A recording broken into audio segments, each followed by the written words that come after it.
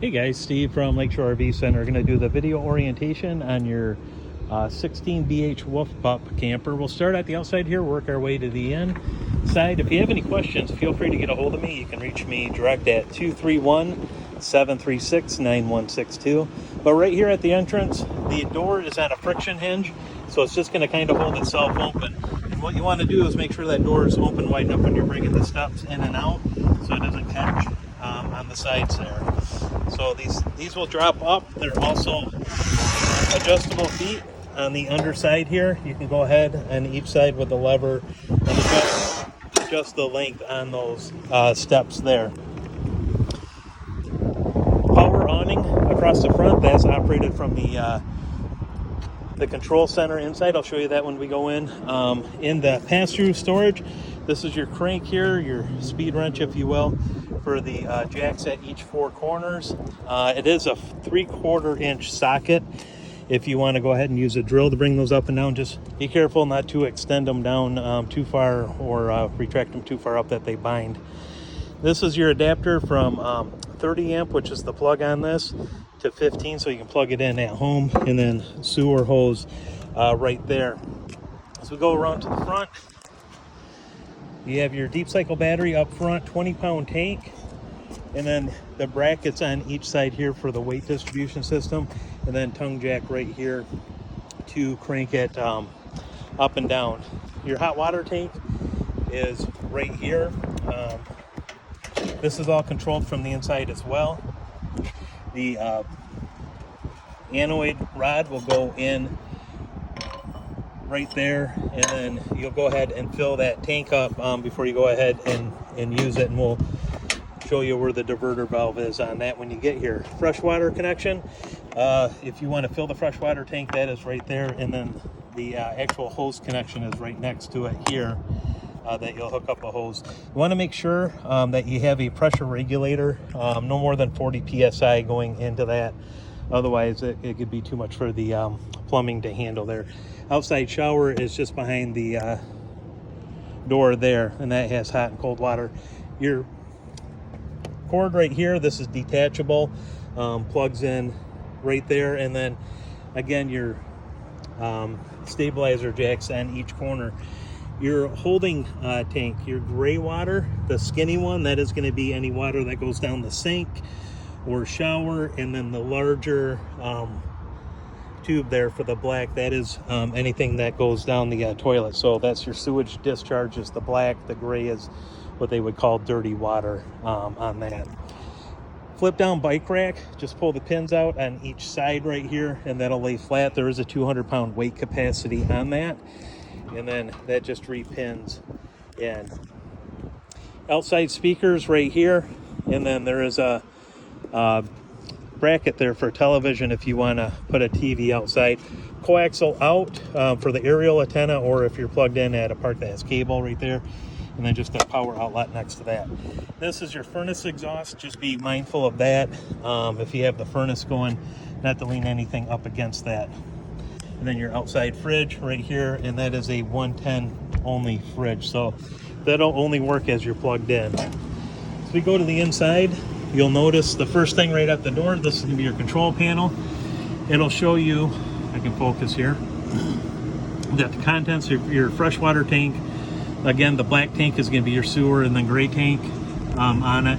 Awning lights right there, you can see it's on for the blue awning lights, and then also interior lights as well. Hot water heater, to turn that on, is right there, and then the water pump, that's to turn the water pump on if you're going to be pumping water out of the fresh tank.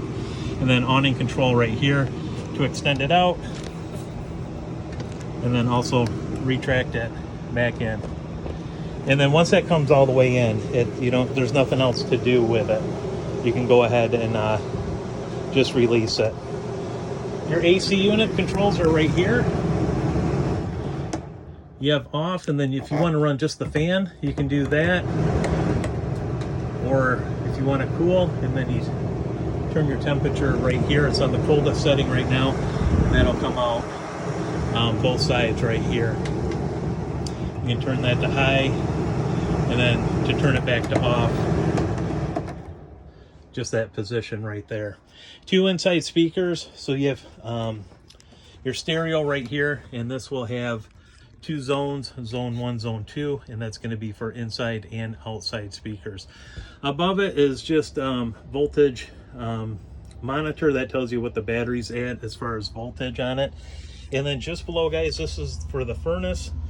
This right here is going to be the thermostat for it, so you can turn it on to whatever temperature you want to get it set at, and you'll hear it click. And again, that is just for the furnace. The AC is going to be its own controls right up here. You have USB outlets on each of the bunks right there, and then also light. And then into the bathroom, this is a foot flush toilet. You can see it right down at the bottom. Just simply push that down, and that will flush the toilet there. And then the shower is right here, hot and cold water. And then this is to turn the water off and on. You'll want to conserve it, guys. That hot water tank is only 6 gallons, so as you're taking a shower, go ahead and then just turn that off and on as you need the water. And then next to that is going to be your fridge, and this is going to be running off 12 volt, just like it is right now. Fridge, and then freezer on the top, and then it does have controls up there to make it colder or colder yet. 2-burner stovetop right here. This will just flip up and then out of the way like so, and then back down. And then those are controlled right there. And then you have your under light and then fan right there. Microwave is on top here. This is just like a regular house microwave, how you'll use it. And then your sink basin is right here, and then obviously the faucet's right there with the controls on it. One other thing to show you under this, that is going to be the furnace right there. So that's where that will turn on, and then the back side of that is where the exhaust was at. Next to that, this is going to be your breaker box right here for your electrical 110 items, and then your 12 volt, anything that's on fuse right there, 12 volt as they're labeled are right there. So if you have something that's not working, go ahead and check the breaker box there to see if a breaker has tripped or if a fuse is blowing.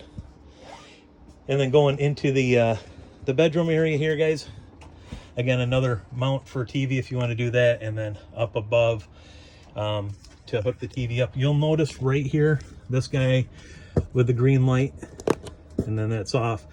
That button right there, that is going to be to amplify the signal. So if you're using it for like the aerial antenna, you want to make sure that's pressed in. That's going to amplify the signal for the aerial antenna. Now, if you're at a park that has cable, you want to turn that off because that will distort the signal. So through the air, make sure that's on. Green light will come on with it. And then the last thing to show you here, guys, you have the storage, you have your lights. These are going to be switched right in the middle there to turn those off and on right there. And that'll be throughout the coach. They're all going to have just the switch in the middle there. Smoke detector is in the ceiling there. And then one last thing I was going to show you is the carbon monoxide detector, and that is going to be right down here, guys, above the battery disconnect. And that battery disconnect, you can turn that on and off, and that will disconnect the battery when you're not using the camper to help save your battery so it doesn't discharge on you. But guys, if you have any other questions, feel free to reach out to me. You can reach me on my cell phone anytime, 231-736-9162. And I hope you enjoy your new camper, have a lot of great memories with it. And thank you so much for your business.